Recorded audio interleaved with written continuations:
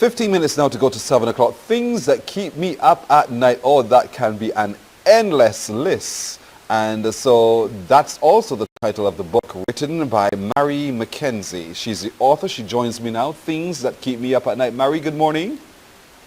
Good morning, Pearson. Thank you Yes. so much for having me. How are Thank you you for this good. morning? I'm well today. How are you doing? Fantastic.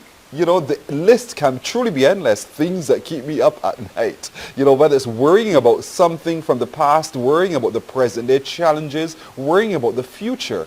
And that's all we tend as human beings to do. We worry because we want to have a Yes. plan that works. Is this what the book is Yeah. about? The book is my memoir, and it's about my life experiences, things that mm, I experienced that were not pleasant. So they kept me up at night, really. And so to this day, how are you coping with those things that kept you up at night? Do they still keep you up at night, or did you have to do something so that you can rest at night? Yes, I had to work through them. Sometimes they still jump to mind, but not, it doesn't have the effect that it did years ago. Like anyone who has been through adversities, to survive and thrive, you have to process and, deal with, So I found the ways to get through them and thrive. And I'm glad you said that, because oftentimes we restore them into our subconscious and we figure we having subsumed them, that we've gotten over them. And sometimes they just flare up at the most unexpected time. And so That's your so book true. helps us through your journey to be able to see that we can actually manage those moments of our past that have not been pleasant. We can actually use them as stepping stones to move forward. How did you stumble upon that reality? And what was it that you actually went through? And how does the book help anyone who turns the pages to actually see the way out? The book is about my journey as a sexual assault survivor. First experience I can remember was at the age of 11. It was a family member. And for many, many years, I did not share the story except with one of my aunts when I was an adult. And so I got this opportunity to write the book. I entered a 30-day writing challenge.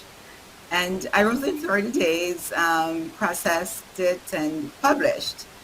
Now, through my journey, my career path as a registered nurse, I encountered other survivors that I cared for. I'm also a sexual assault nurse examiner. Passion of mine is caring for survivors. And that came to me through my work as a nurse and in particular as a sexual assault nurse examiner. And I met also individuals and organizations who were also working to help survivors survive and thrive through therapy, journaling, you know, wellness programs. So, and I'm so gratified that this book has gone on to help others to share their story. So it was a surprise to even members of my family when I shared initially, because as I said, I did not disclose, but it's so cathartic to get it all out there. Yes. Secrets no more, silence no more. And that's the whole point, pouring out your heart's secrets so that you are free of the demons that would have imprisoned you at some particular point in time. But you are also lucky, in a sense, as a registered nurse, to find yourself in a place where through your own practice, you are also healing yourself. But there are people who have their own demons who do not have that opportunity. How can your story help them manage themselves out of that demonic state of entrapment owing to some past trauma? My story highlights a journey through, you can't do it alone. And what I also did was pay tribute to people along the path, I call them my village, who assisted me in surviving and thriving. So there are organizations in your community, national and locally, not just in the community, and there are help out there for survivors. So you don't have to go it alone. There are community rape crisis centers. There is online if you don't want to go face to face. So don't sit in and become shut in and try to do it on your own because you don't have to. And there it is. Don't sit and be shut in to do it on your own because you don't have to. And so there's the book now written by Mary McKenzie that can help you understand that. So when we buy the book and we pick up the book and we turn the pages, and I'm asking this question because oftentimes when we do is that I want to read her story. I want to see what she's been through, almost in a kind of, gypsy kind of way. But that's not the experience that you want when people read this book, Things That Keep Me Up at Night. You want them to also see themselves through the pages and the story. Yes, because we all, although the trauma may be identical, our experiences are unique. So we don't all process the same. So it's not one size fit all, but apply the principles to your individual story. So here it is then. Within the book, there are principles that you share in your journey as well. And certainly as a registered nurse dealing with people of sexual assault, you understand how to navigate out of that trauma. Share with us a couple of those principles so that anyone watching today now is really intrigued to really get the book. What are some of those principles that we must first employ to be able to manage our way out? Acknowledgement, one. Yes, talk about it. Admit what happened, call it by name.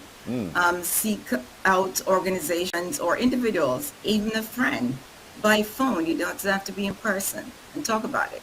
One of the things I used was journaling, and I still do a gratitude journal every day now.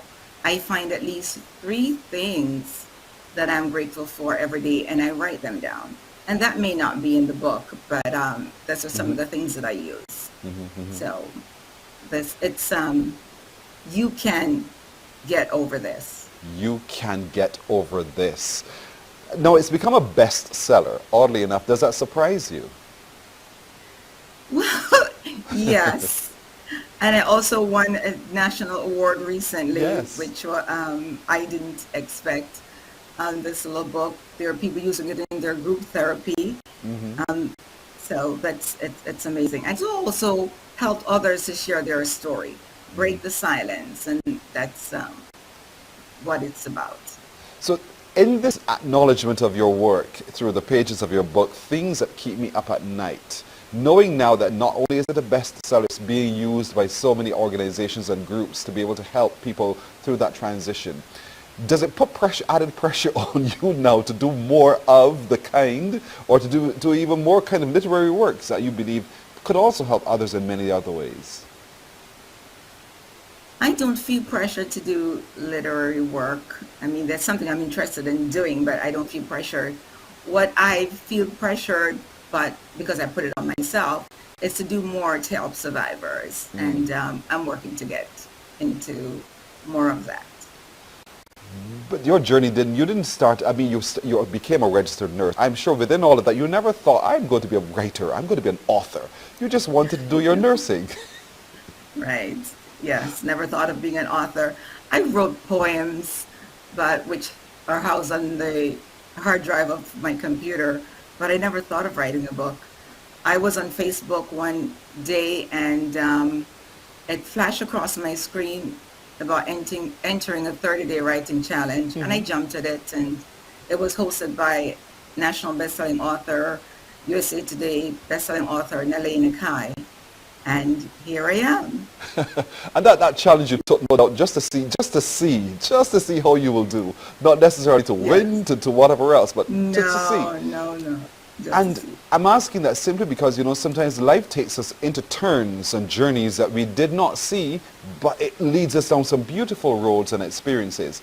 How is that also captured in your book, The Things That Keep Me Up at Night? That kind of experience that you've had in finding your way, winding your way through life, meeting other forks in the road, and you took a chance, and it worked. Yes.